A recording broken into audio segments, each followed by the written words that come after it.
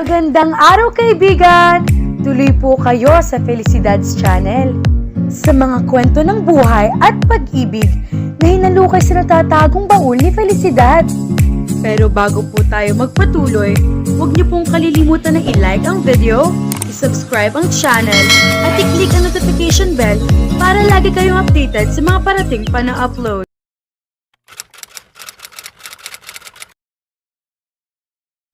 Nang matanawan ni Shalani na pumasok sa parking basement ang sasakyan ni Israel, ay tumakbo kaagad siya papasok sa gusali. Nagtungo siya sa ibabang palapag nang sa ganoon ay magkita sila roon. She had been working for him for a month now. Nai-infatuate na siya rito. She admired him. She heard only good things about him. Mabait ito sa mga tauhan nito. Bagaman bihira itong makipag-interact. Sa katunayan, ang sabi sa kanya ni Judy, tuwing Christmas party raw ay nagpapakita lang ito para sa speech pero nawawala rin kaagad. Good morning! Bati niya rito nang magkasalubong na sila. Nakakunot ang noon nito. Tila nagtataka kung bakit naroon siya. Good morning. What are you doing here?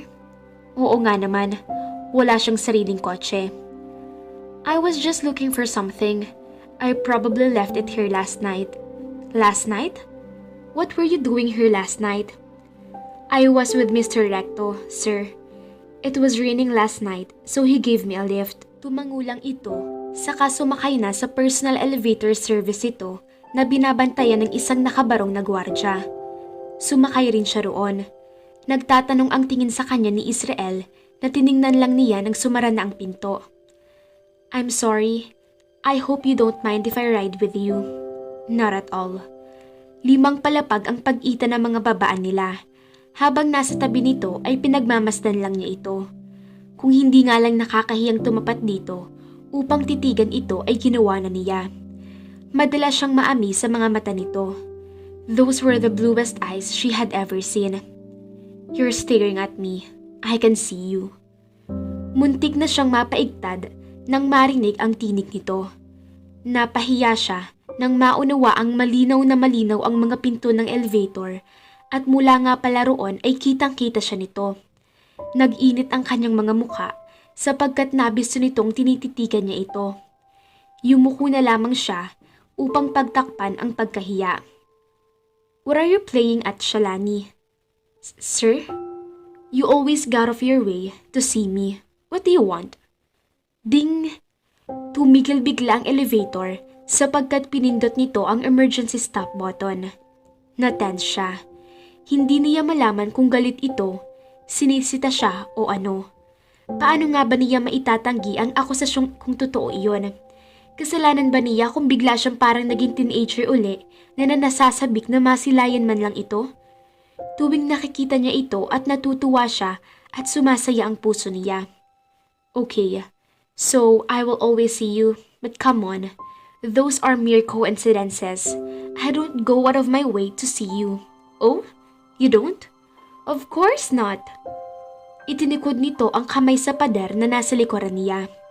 Nakulong kaagad siya sa dibdib nito. Gosh, she could smell him once again. He smelled so sexy, like she could kiss him all over and heaven help her. She was fantasizing about them making love. But instead of producing dirty images in her head, all it produced were sensual, titillating images. She had never fantasized about a man that way before. Carlos? Yes, but not this way. Not this powerful. Not this daring. In front of the man, she was feeling not normal when he wasn't even her boyfriend. So, you're not flirting with me? Of course not. Halos mapanganga siya sapagkat kumiti ito.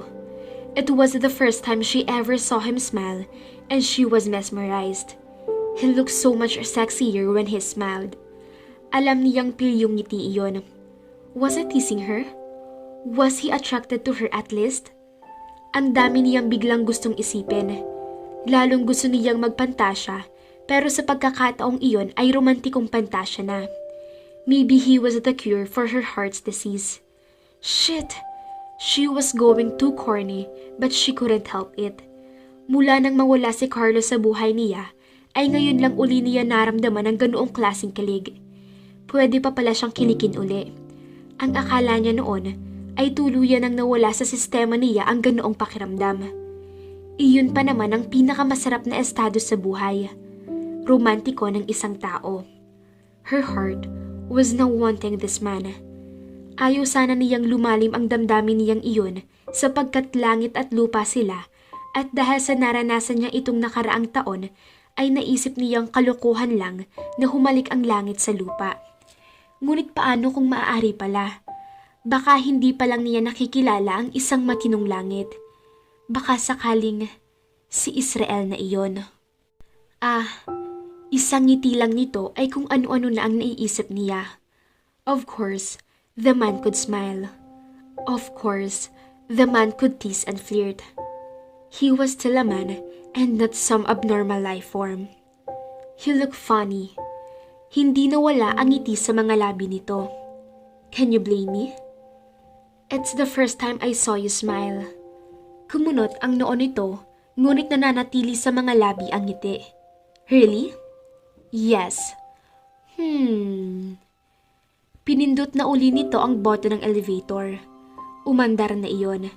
Nang muling tumunog iyon at bumukas ang pinto, ay nasa palapag na niya siya. Napilitan siyang umibis. This is where I get off. Don't think of me too much. Inungusan niya ito, saka tumalikod na. Dinig pa niya ang tawa nito. Nang lumingon siya, ay eksaktong sumara na ang pinto. She sighed. Damn the man for making her so very curious about his laughter. Noon pa lamang siya nagkaengkwentro ng isang taong tulad nito. Nang makarating sa kanyang mesa, ay pinuna kaagad siya ni Judy. You're smiling. The god smiled at me. Who? The god. Umiling-iling ito. Marahil ay nasa isip nito na walang saysay na tanungin pa niya nito. Israel? You were saying? Natawa si Israel nang biglang tumaas ang magkabilang kilay ni Mrs. Rosel Ambrosio, ang kanyang sekretarya. Gaya ni Shalani, kanina ay mukhang nabibigla rin ito. She had been his secretary for years now. Bago siya, ay naging sekretarya rin ito ng kanyang ama. Sa susunod na taon, ay kailangan na nitong magretiro, ngunit idineklara nitong wala itong balak na gawin iyon. Okay lang naman sa kanya. Mas maganda nga iyon. I'm happy to see you're smiling again. Did I really not smile this past few years? That's got to be a lie. So, someone told you? Well, yes. Ngumiti ito. Ito siguro ang ikalawa sa listahan sa kumpanyang iyon ng mga taong hindi humingiti. Siyempre, nasa unang spot siya. Ngunit sadyang hindi niya sinasadya iyon.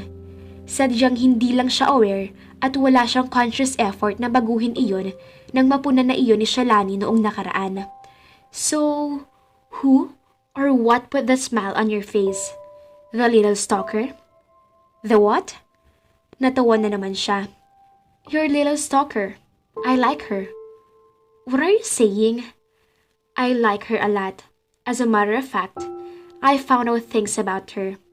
That little lady was one rich, not unlike herself. Her parents passed away, leaving her with a worthless company. She went to Japan and lived there with fiancé for 3 years. The fiancé ended up marrying a friend of hers. You're talking about Shalani? She's the only one bold enough to follow you around. She denies it. Ngumiti ang matanda. That's likely. So, she was never married? How do you know all this? I told you, I did some research. Why? I was trying to decide if I was going to like her or not. I ended up liking her based on the things I found out about her. This information is not hard to find anyway. I just search old archives in society pages. Tumango siya kahit hindi siya naniniwala ritong madali nitong nakita ang mga impormasyong sinabi nito sa kanya. Sa palagay niya, kung hindi ito naging sekretarya, Malamang ay naging detective ito. Maaasahan talaga ito pagdating sa mga ganoong bagay. Ikinuwento nito sa kanya ang maiikling storyang nalalaman nito tungkol kay Shalani. Naitanong niya sa sarili kung ano kaya ang naging dahilan ng nobyo nito at hindi ito pinakasalan at ipinagpalit sa iba. Somehow, he and Shalani were alike. He knew she would understand his pains. Ngunit bakit niya gugustuhing maunawaan siya nito? Ano bang itinatakbo ng isip niya? He didn't need a woman in his life. He vowed not to get involved again. Marahil, ay curious lang siya kay Shalani. She was a very lovely woman. Natural lang na mayroon siyang maramdamang attraction dito, ngunit hindi nangangahulugan iyon na kailangan niyang pagbigyan iyon. What about the curse? Forget about the curse. He just didn't want to get involved again. It was too stressful and too hard to manage. Okay na siya na nag-iisa lang siya. Ang sabi sa kanya ng kanyang kapatid ay mag-asawa na raw siya upang mayroon daw mag-alaga sa kanyang pagtanda. Pero wala sa plano niya ang mag-anak para lang may mag-alaga sa kanyang pagtanda. It was not fair to have children for that reason alone. Israel? Yes? Are you ready to sign the papers? Yes. Bring them in, please. Pinirmahan na lamang niya ang mga papeles. Naiinis siya na hindi mawala sa isip niya si Shalani. Maybe, he ought to sleep with her and get it over and done with. Iyon nga lang, kailanman ay hindi niya naging ugali pagsamahin ang negosyo at ang laro. Besides, it was tricky to play with someone like Shalani, who obviously fancied him. Women like her wanted more, something he could not give. Maybe it was hard being alone when the body wanted someone else's warmth beside it. It was just lust. After all, what was lust? It was another term for physical attraction. Tila kay tagal na lumipas ng araw na iyon hanggang sa kailangan na niyang umuwi. Siya ang halos parating unang dumarating at ang huling umuuwi sa kumpanyang iyon. People told him he was a very hardworking man. Ang isang taong walang ibang pagkakaabalahan sa pag-uwi kundi ang alalahanin ng mga panahong nagdaan ay sadyang magiging masipag din na huwag umuwi kaagad. At least, in the office, he could do more than remember. Kagaya ng nagdaang gabi ay umuulan na naman. Simula na ng tag-ulan. Natitiyak niyang traffic sa kalsada.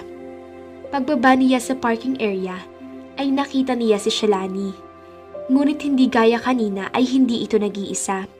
Kasama nito si Eliezer, isang kaibigan at empleyado niya. Hello, bati sa kanya ni Shalani.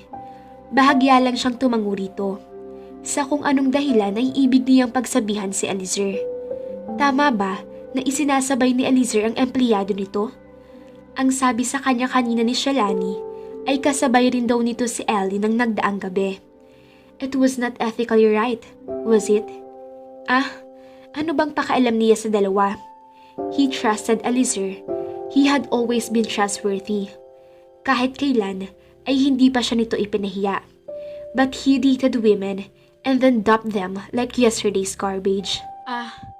Hell. Let them do whatever they wanted. Why the hell would I dip my nose into their business? Hi, this woman.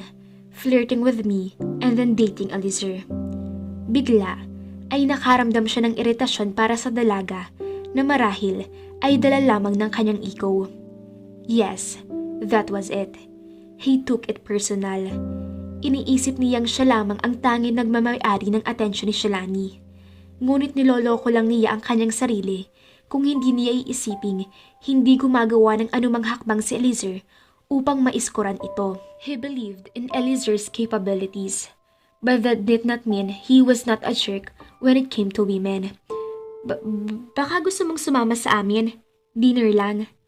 Nabigla siya sa sinabi nito. Ibang klase rin si Shalani. Ipinaalam pa sa kanya sa ganoong paraan na magdi-date ang mga ito. I am sorry. I am very busy and important. Sumakay na siya sa kanyang sasakyan. Bakit ba yun ang nasabi niya? He knew he sounded like a fool. Busy with what? Mopping around? For Pete's sake. He smiles once in a blue moon. Now, he's being so conceited. Hindi na ba siya marunong kumain? Napalabi si Shalani habang nasa sasakyan ni Eliezer. She honestly liked this man. There was something about him that she really liked. Hindi niya matukoy kung ano iyon. Marahil ay dahil sa magaan na pagtingin nito sa buhay at ang parating pagngiti nito. Komportable siya rito at walang halong mali siya iyon. Wala siyang iniisip na kahit na anong romantikong nosyon pagdating sa kanila. She had her eyes only on Israel, who was unpredictable, in a bad way. Tulad na lamang ngayon na parang kung sino itong inanunsyong abala at importante ito. Parang ibig nitong bigyang diin na hindi ito sumasama sa isang tulad lang niyang empleyado lang. Samantalang kanina ay nag-flirt ito sa kanya at huwag nitong i-deny iyon. Typical pa rin pala itong lalaki na kapag may pagkakataong mang-flirt ay susunggaban iyon, ngunit hanggang doon lang. Marahil ay sadyang isinilang na ganoon ang mga lalaki. Kumbaga, ay nature nga ang maging ganoon ito. You saw him smile? Yes, earlier. Really? Natawa siya. Mukhang ayaw maniwala sa kanya ni Eliezer.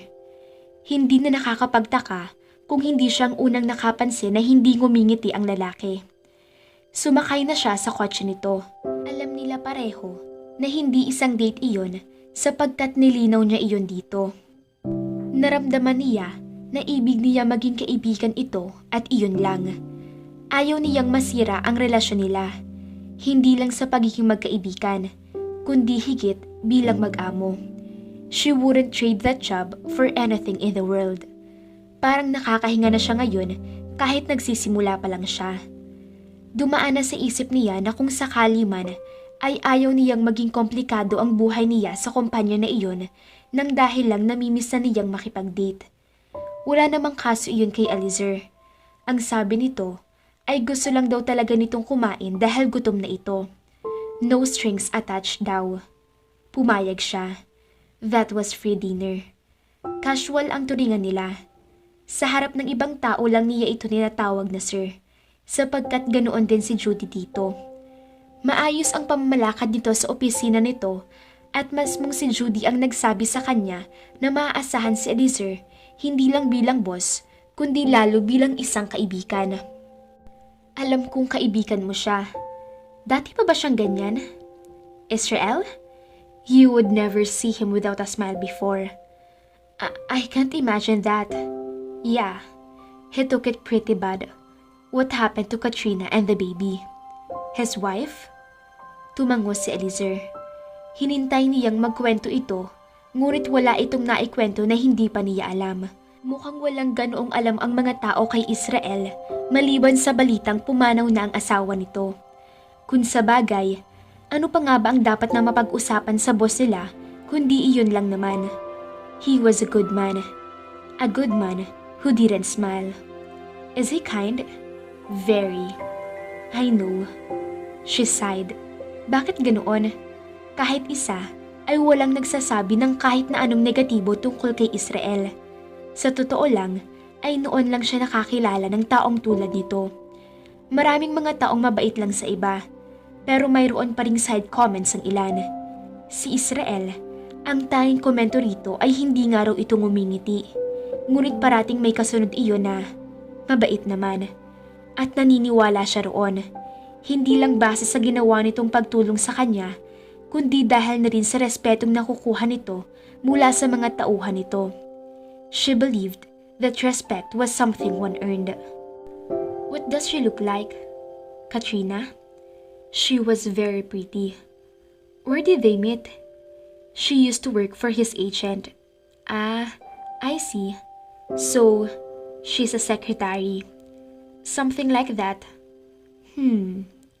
Bigla siyang ginanahang magtanong pa ng magtanong.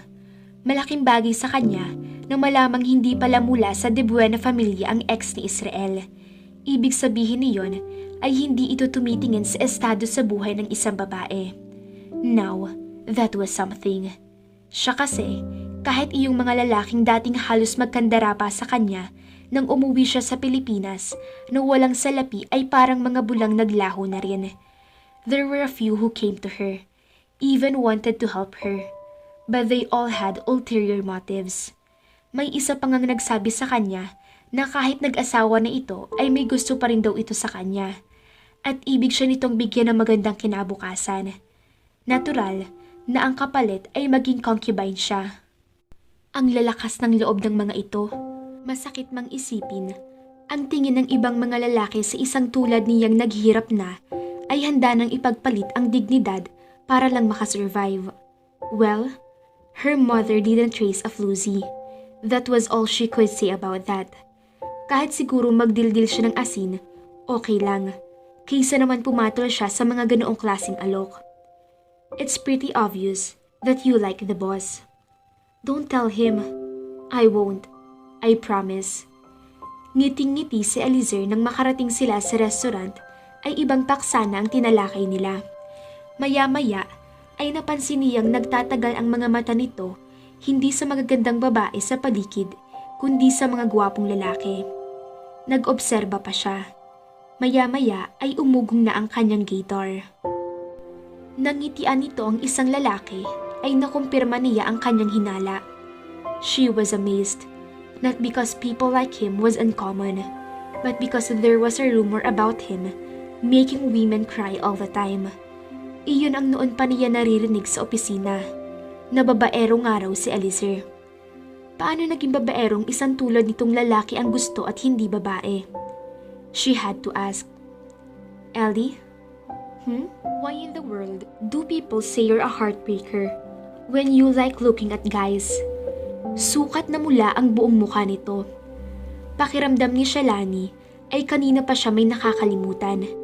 At ngayong naalala na niya kung ano iyon, ay hindi niya maiwasang biglang magbalik alaala. Hindi nagtagal ay pumapatak na ang mga luha niya. How in the world did she forget that it was her birthday? She was now 29 years old. Noong bago siya umalis ng Japan, ang sabi niya sa sarili ay kailangan niyang makabangon at makapag-ipon ng milyones sa edad niyang 30. She was only a year away from her 30th birthday. She still didn't have that money. Sa totoo lang, ay wala na siyang hagdan ngayon na ganoon. Ang ibig na lamang niya ay ang umangat siya sa posisyon niya at iyon na lamang. Balak niyang mag-aral sa susunod na semestre kapag nakapag-ipon na siya ng pantustos doon nang ganoon ay makaangat talaga siya sa kumpanya. Wala na siyang planong magnegosyo in the near future. Ang tanging gusto niya ay ang maiayos muna ang kanyang kalagayan. Kapag nakapag-ipon na siya, iyong klase ng pag-iipon na mayroong room o move ay saka siya magtatayo ng isang negosyo. Of course, she was dreaming of a family. Maybe husband, more than anything else. Someone to share her thoughts with. Someone to take care of her. Someone who would tell her she could relax and who would take care of everything. Siyempre, ay masasabik siyang magmahal uli. Napakasarap sa pakiramdam na nagmamahal at minamahal din. Naalala niya ang kanyang mga magulang, kaya lalo siyang napaiyak. Talagang mas namimiss niya ang kanyang ina kaysa sa kanyang ama. Sa mga pagkakataon noon na may problema siya, kahit napakaliit na problema, gaya ng pagkakaroon ng pimple kung kailan may okasyon, ay naroon ito. Parating nakaalalay sa kanya. Ito ang nagsasabi sa kanya na huwag na lamang pansinin ang mga pamimintas sa kanya ng kanyang ama. She had always been there. Always. Happy birthday to me. Bulong niya habang lumuluha. Kung buhay pa ang kanyang ina, kung nananatiling totoo sa kanya ang mga kaibigan niya, siguro ay maaalala niya ang birthday niya. Ngunit solo na siya ngayon. Ni kaunting pagbati mula sa mga kaibigan niya ay wala na rin. Mabilis makalimot ang mga ito sa isang tulad niya. Naitanong tuloy niya sa sarili, kung siya kaya ang nalagay sa posisyon ng mga ito, ganoon din kaya ang gagawin niya? It was possible. Winners hated losers. Some winners wanted losers to suffer even more. Hindi sapat sa mga itong nasa itaas ang mga ito. kailangan ng mga itong hilahin pababa ang iba. Unti-unti ay babayaran niya ang mga pagkakautang niya. Sa ngayon, magpapakasaya muna siya sa pagpapakalungkot niya. Lilipas din ang araw na iyon. Kung hindi lang sana siya nagboluntaryo kay Judy kanina na tapusin ang lahat ng paperworks ay umuwi na rin siya. Ngunit dahil nagmamadali ito kanina upang katagpuin ang wedding coordinator nito, ay siya na ang umako sa ibang trabaho nito. Sinipat niya ang relo. 9:09 na ng gabi. Sa palagay niya, ay aabutin pa siya ng 1 oras bago siya makauwi. Baka dadaan na lang siya sa isang restaurant at titikman ang mga pagkain noon ay parating inihahain sa kanya. Nagmadali na siya sa kanyang ginagawa. Nang nag-shutdown na siya ng computer, ay narinig niya ang pamilyar na tinig ni Israel. "What are you still doing here?" "Israel, sir, hello?" Bigla niyang naisip na kung ito ang birthday gift niya, ay okay lang na mag-overtime siya roon. "Maybe you misunderstood, but work here ends by 5. Was that a joke? I don't know, was it? Hayo na naman ang ngiti nito. Sana ay parati na nitong ibigay iyon sa kanya. Buo na ang birthday niya. "So, why are you still here?" "Ikaw yata ang dapat kong tanungin. Daig mo pang mga gwardya at janitor dito. First in, last out ka. Wala pa akong nakilalang boss na kasinsipag mo. And you are proving to me every day that you are great at what you do. Dedicated. So, you're giving me a raise? Why not?" Natawa siya. "It was just a joke. I'll evaluate your performance personally nonetheless. Are you ready to go?" Tumango siya at sumabay na rito. Humiwalay lang siya rito nang pasakay na ito sa elevator nito. Ayaw niyang maghiwalay pa sila, kaya naman nagtanong siya rito. "Paano mo nalamang nandito pa ako?" "The guard told me." "And you couldn't bear the thought of me spending time alone here?" Tumawa ito. He looked even more gorgeous. "Maybe." Panunodyo nito. "So, saan ang lakad mo niyan?" "I'm heading home, like you. Or are you going somewhere else?" "Actually, it's my birthday today. Nawala sa isip ko. I was crying a while ago." "Cry baby." "What? No happy birthday? Cry baby?" "Happy birthday, Shalani. I'll ask the guard to call the driver to take you home. Or you can take me home after I treat you to late dinner, if you're free." Halos hindi siya makapaniwala sa lakas ng kanyang loob. Iyon ang kauna-unahang pagkakataon na nagyaya siya sa isang lalaki na lumabas. Siyempre pa, noon ay siya ang parating niyayaya. Kahit moderno na ang mundo ay mayroon pa ring pagkailang sa bahagi niya na ginawa niya iyon. "It's just an idea. I know, you're very important and probably busy." "Shut up." Noon niya ito tiningnan. Nakangiti ito. "Come with me." Hindi na niya kailangan pang ipaulit dito ang paanyaya. Sumakay na sila sa elevator at ngiti-ngiti siya habang nakasakay roon. Nang makaibi sila ay nagbukas siya ng usapan. "Saan mo gustong kumain?" "I don't know." "What are you in the mood for?" "Love, actually. Especially when I'm with a gorgeous guy like you. I prefer it served with wine and sensible talk under the moon and stars." "You okay with Chinese?" "Sa palagay ko, sarado ng ibang restaurants. Pero makakahanap tayo ng Chinese restaurant." "Sure." Iba ang kotseng dala nito. Isang SUV pa rin iyon, ngunit ibang modelo. Ang linis at ang bango ng loob niyon. Parang lalo siyang kinikilig. She really was infatuated with this man. She couldn't deny it anymore. Ang nakakaalam lang na matindi na ang pagkakagusto niya rito ay si Eliezer. Siya man ay may alam na sikreto ng lalaki na ito nga ay isang bading. He used to be bisexual. But now, he said, he was getting less and less attracted to women. Kailanman ay hindi raw ito nakontento sa isang babaeng kapareha. There was something missing. He said, he was looking for a man's loving arms. He even said like a natural woman. Naikwento tuloy nito sa kanya ang problema nito. Konserbatibo raw ang pamilya nito at matagal na raw itong hinihiling ng isang anak. But that was a different story altogether. Pinagmasdan niya si Israel. He was larger than life. Lalong nakaka-intimidate ang mga mata nitong hindi tipikal sa mga Pinoy. At kahit hindi maputi ang balat nito, ay binagayan ito ng asul na mga mata. Marahil, dahil parang sa banyaga rin ng ibang features ng mukha nito, gaya ng matangos na ilong at manipis na labi. Makapal ang mga kilay nito, bagay sa mga mata nitong katamtaman ng laki. His face was sculpted like a model's and, he was just too gorgeous for words. Kung malalaman lang nito marahil ang mga adjectives na nag-uunahan sa isip niya, ay pinababa na siya nito ng sasakyan. Baka sabihin nitong sobra ang paghanga niya dito.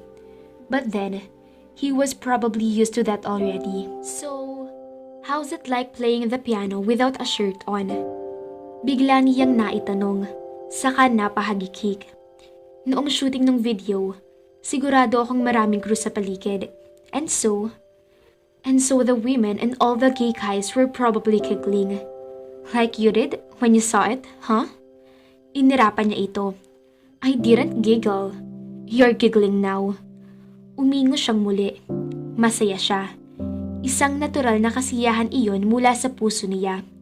It felt so awesome. Matagal na panahon na mula nang makaramdam siya ng ganoon. At lalo siyang nasiyahan sapagkat batid niyang nag-e-enjoy rin si Israel na kausap siya. Ibig niyang makilala pa ito. Natitiyak niyang sa likod ng lahat ng lungkot nito ay mayroon pang mas matinding kwento. Nauunawaan niya kung bakit nagiging bitter ang isang taong nawala ng minamahal. Normal lang iyon. Ngunit tila hindi normal na ilang taon na nitong dinadala iyon sa puntong hindi ito ngumingiti sa loob ng panahong iyon upang mapunan ng mga taong nakapaligid dito. May alam pala itong Chinese restaurant na bukas pa. Iyon nga lang, nasa loob iyon ng isang sikat na hotel. Bigla ay parang gusto niyang umurong. May dala man siyang pera, ngunit baka hindi sumapat iyon. 3,000 lang ang laman ng wallet niya. Why don't we try the restaurant in Malate? May Chinese restaurant doon. Or maybe we can eat over at Aristocrat? Ibig niyang pagpawisan ng malamig. Bakit ba hindi niya naikonsindera ang bagay na iyon? I like the food here. You'll like it too. I know I would, but I wouldn't be able to pay, okay? I only have 3,000 pesos. Nakakahiya mang sabihin sa'yo. Tumawa ito sa kabahagyang umiling. Hindi ko malaman kung maiinsulto ako o matatawa. Do I strike you as a man who would let a woman pay? Nag-init ang kanyang muka. Oo nga naman. Sa labis sa pagkasanay niya sa KKB, ay naisip niyang i-KKB na rin siya nito. I'm sorry. I just figured it's my birthday. I should be the one to pay. Nonsense. Come. Umibis na siya ng sasakyan. Kahit walang reservation ay pinatuloy sila sa restaurant. Kilala roon si Israel. They ordered Laureate.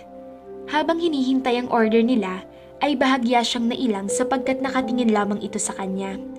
Hindi man siya nakatitig dito, alam nitong nakikita na niya ito. You're staring at me. I know. Why? You're very beautiful. Hindi niya inaasahan ang sasabihin ito, kaya nag-init na naman ang kanyang muka. You can't deny it now.